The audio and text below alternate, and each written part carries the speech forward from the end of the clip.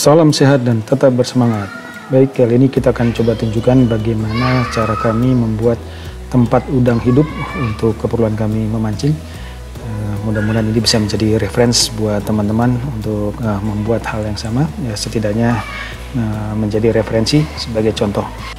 Nah, bahan yang diperlukan itu yang pertama itu ada dirigen 5 liter ya, ini bekas kimia, kemudian tali tis, kemudian kita siapkan gergaji, terus pensil atau spidol, kemudian kita siapkan juga obeng dan korek api serta lilin ya, itu tujuan untuk nanti untuk membolongkan tempat ini. Oke, sebelum kita mulai kita tandai dulu bagian mana yang akan kita potong. Nah, di sini yang saya tandai adalah bagian yang paling depan untuk tempat buka tutup dirigen ini. Tujuannya tempat kita nanti mengambil udang supaya saringan kecil yang sudah kita sediakan itu cukup untuk masuk ke sini. Nah, ini masukkan aja untuk ngambil udang, sebaiknya memang kita menggunakan saringan ya. Jadi tidak menggunakan tangan terbuka masuk ke dalam dirigen langsung ngambil udang. Itu tujuannya supaya air tetap fresh, tetap bersih. Dikhawatirkan tangan kita kotor sehingga membawa hal yang kotor masuk ke dalam dirigen sehingga udang mungkin akan kurang awet. Kita siapkan agar kita menggunakan saringan kecil. Nanti kita potong tempat yang sudah kita tandai. Ini nantinya akan kita jadikan buka tutup ya, jadi kayak pintu. Ada engselnya nanti. Nah, engselnya nanti terbuat dari tali tis. Nah, ini kita pastikan dulu kita potong yang rapi agar nanti bisa terbentuk seperti pintu dan enak ya untuk proses buka tutupnya. Oke, sudah terlepas. Nah, ini kemudian kita bersihkan ya, bekas-bekas potongan supaya lebih rapi.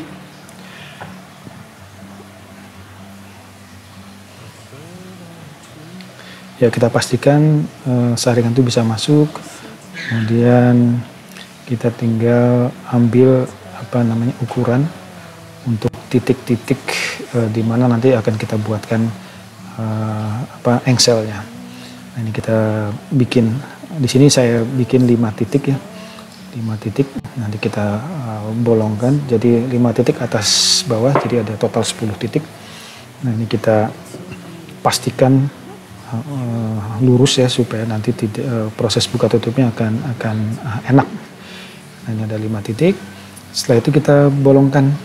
Nah, ini bisa kita menggunakan pemanas, menggunakan obeng. Lalu kita panaskan obengnya, ujung obeng kemudian kita tusukkan ke titik-titik tersebut. Nah, namun untuk lebih mudah sebenarnya jika kita punya alat bor, kita langsung pakai bor saja karena dirigen ini cukup tebal. Untuk melelehkan atau untuk membolongkan menggunakan pemanas agak sulit ya.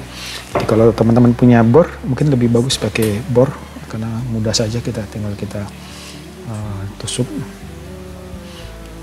Nah, ini semuanya yang titik yang tadi kita bolongkan.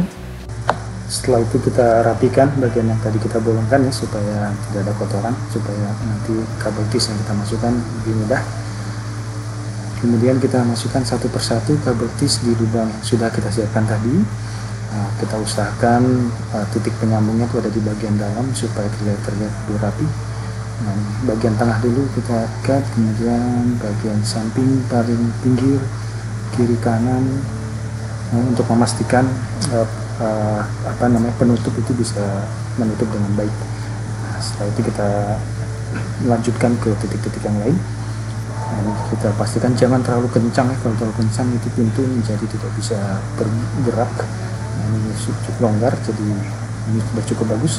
Setelah itu kita rapikan, kita potong satu persatu, kita pastikan lagi apakah dia bisa tertutup dengan baik.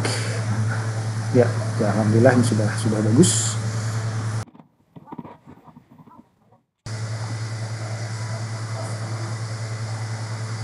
Oke, kita pastikan lagi apakah saringan itu bisa masuk dengan enak ya ketika kita mengambil udang, supaya kita bisa pastikan pintu ini sudah sesuai. Nah, ini alhamdulillah sudah lumayan, sudah bisa ya.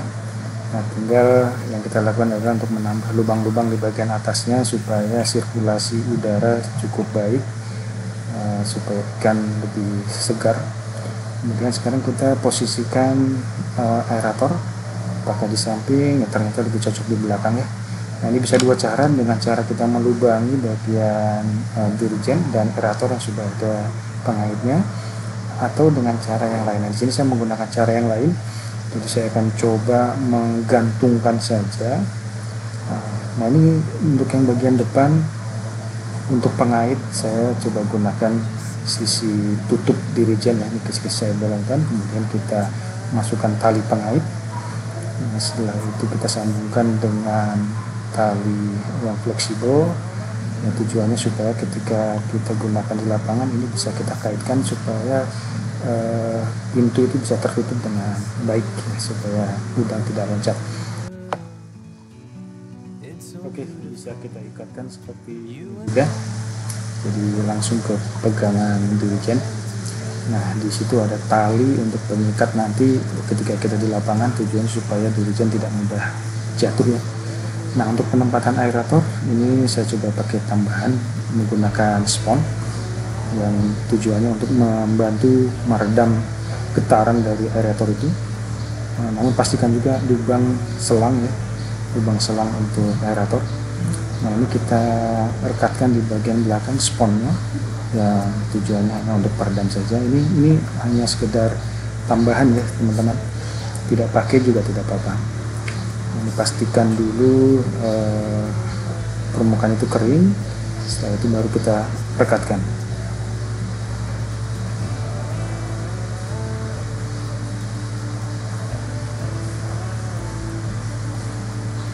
Oke, ini sudah terpasang dengan baik.